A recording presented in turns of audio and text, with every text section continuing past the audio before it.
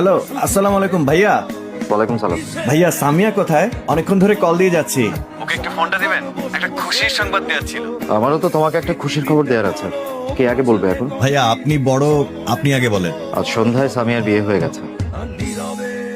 প্রথমবার আমি অনুভব করলাম যে মানুষটা সবচেয়ে বেশি ভালো রাখতে পারে সে মানুষটা সবচেয়ে বেশি কষ্টও দিয়ে যেতে পারে। এত কিছুর পরেও আমি তোমার কাছে এসে কথা বলছি কেন জানো? কারণ সবকিছুর পরও তুমি আমার প্রথম প্রেম।